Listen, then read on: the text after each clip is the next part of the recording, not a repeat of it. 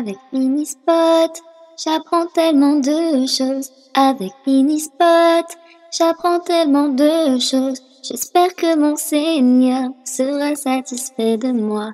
J'espère que mon Seigneur sera satisfait de moi. Alhamdulillah, Alhamdulillah, Alhamdulillah, Alhamdulillah. Que l'islam et mon iman soient de plus en plus forts afin d'être auprès d'Allah. Voici le véritable trésor. Assalamu alaikum les enfants.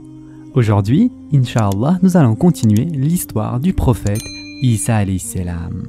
Comme nous l'avions dit la dernière fois, les chers enfants, Isa alayhi salam est le fils de Myriam. Et nous avions vu son premier miracle alors que Myriam le berçait dans ses bras. Par la permission d'Allah Azza wa Jal, il parla à ce moment-là et ses premières paroles furent « Je suis vraiment le serviteur d'Allah ». Sourate Myriam, verset 30. Remarquez ici les chers enfants que Isa alayhi salam ne dit pas « Je suis Dieu » ni même « Je suis le fils de Dieu ». Par ses premières paroles, il posa les assises même de son message et de sa mission, qui était de ramener les gens vers l'adoration exclusive d'Allah Azza wa Jal. À l'époque de Isa alayhi salam, le concept de Dieu unique n'était pas un nouveau concept pour les enfants d'Israël. La Torah disait déjà « Écoute, ô Israël, ton Seigneur Allah est unique ». Mais avec le temps, les hommes interprétèrent différemment les révélations d'Allah Azza wa Jal et leurs cœurs s'endurcirent. Isa alayhi salam fut envoyé pour dénoncer les dirigeants des enfants d'Israël qui s'étaient détournés d'Allah Azza wa Jal pour mener une vie basée sur le matérialisme et pour confirmer la loi de Moussa alayhi salam qui se trouve dans la Torah, mais malheureusement qu'ils avaient modifié à leur avantage. Les chers enfants, la mission de Isa alayhi salam consistait donc à confirmer la Torah, à rendre licites certaines choses qui étaient auparavant illicites et à réaffirmer la croyance en un créateur unique. D'ailleurs, le prophète Mohammed sallallahu alayhi wa sallam a dit « Chaque prophète a été envoyé exclusivement à sa nation, tandis que j'ai été envoyé à toute l'humanité. » Et ce hadith a été rapporté par Bukhari. Les enfants, nous voyons encore une fois de plus que Isa alayhi salam a donc été envoyé aux Israélites. Allah Azza wa Jal dit dans le Coran qu'il a enseigné à Isa alayhi salam la Torah et l'Évangile, c'est-à-dire Taurat et Injil, de même que les Écritures et la sagesse. Et en effet, Allah Azza wa Jal dit dans le Coran, dans la sourate Al-Imran verset 48, Allah lui enseigna les Écritures et la sagesse, ainsi que la Torah et l'Évangile. Afin qu'il puisse transmettre correctement son message, Allah Azza wa Jal a enseigné la Torah à Isa alayhi salam et a fait descendre sur lui l'Évangile.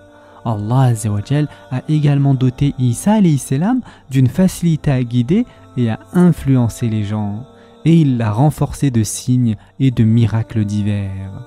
En fait, les chers enfants, Allah Azza wa Jal a soutenu tous ses messagers à l'aide de miracles observables que les gens arrivaient à comprendre dans le contexte où il leur apparaissait. À l'époque de Isa alayhi salam, les Israélites étaient très versés en médecine. Par conséquent, les miracles accomplis par Isa alayhi salam avec la permission d'Allah Azza wa Jal étaient de cette nature-là. Et donc, cela incluait le fait de redonner la vue à l'aveugle, de guérir les lépreux et de ressusciter les morts par la permission d'Allah Azza wa Jal. Et en effet, Allah subhanahu wa ta'ala dit dans la sourate Al-Ma'ida, verset 110, « Et tu guérissais par ma permission l'aveugle-né et le lépreux, et par ma permission tu faisais revivre les morts. » Les chers enfants, ni le Coran ni la Bible ne font référence à Isa alayhi salam alors qu'il était enfant. Toutefois, nous pouvons aisément imaginer qu'en tant que fils de la famille d'Imran, il ne pouvait être que pieux, studieux et désireux d'influencer vers le bien les enfants et adultes de son entourage.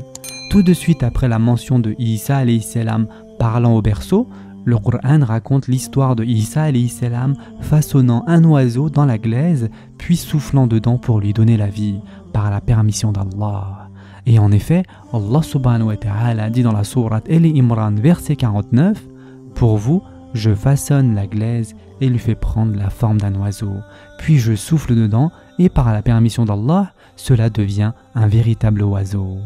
Les chers enfants, comme vous le savez, les musulmans ont l'obligation de croire en tous les livres révélés par Allah Azza wa Jalla à l'humanité. Cependant, la Bible telle qu'elle existe de nos jours ne peut être considérée comme l'évangile, c'est-à-dire l'injil véritable qui fut révélé à Isa alayhi salam. Les paroles et la sagesse d'Allah Azza wa Jalla qui furent révélées à Isa alayhi salam ont été perdues, dissimulées, modifiées et détournées de leur sens. Le sort qui fut réservé au texte dont fait partie l'évangile est donc un exemple frappant. De plus, les chers enfants, les musulmans croient que Isa alayhi salam a bel et bien reçu une révélation d'Allah Azza wa Jalla, mais qu'il ne l'a pas mise par écrit, pas plus qu'il n'a demandé à ses disciples de le faire. Il faut savoir, les chers enfants, que le musulman ne gagne rien à essayer de réfuter le contenu des ouvrages chrétiens. Le Coran nous libère de cela, car Allah Azza wa Jalla dit dans la sourate Al-Imran verset 3 « Il t'a révélé, ô Mohammed, le livre avec la vérité, confirmant les écritures qui avaient été révélées avant lui. » Et ensuite Allah Azza wa Jalla dit « Et à toi, ô Mohammed, nous avons révélé le livre avec la vérité pour confirmer les écritures qui étaient là avant lui et pour prévaloir sur elles. Alors juge entre eux sur la base de ce que Allah a révélé. » Les chers enfants, tout enseignement utile aux musulmans que l'on pourrait trouver dans la Torah ou dans l'Évangile est déjà clairement mentionné dans le Coran. Toute bonne chose qui se trouve dans les livres précédents se trouve maintenant dans le Coran. Donc si les paroles du Nouveau Testament portent le même message que celles du Coran, alors elles font probablement partie des paroles de Isa alayhi salam qui n'ont pas subi d'altération avec le temps. Le message de Isa alayhi salam était le même que ceux transmis par tous les prophètes d'Allah Azza wa Jalla à leur peuple. Allah est unique, n'adorez que lui. Et Allah Azza wa Jalla en effet dit dans le Coran dans la sourate Al-Imran verset 62 « Voilà certes le récit véridique de Isa. Nul ne doit être adoré à part Allah. Certes Allah est puissant et sage. » Ce sera tout pour aujourd'hui. N'oubliez pas de vous abonner et d'activer les notifications. En attendant, prenez soin de vous les chers enfants, ainsi que de vos parents, et à très prochainement, Inch'Allah.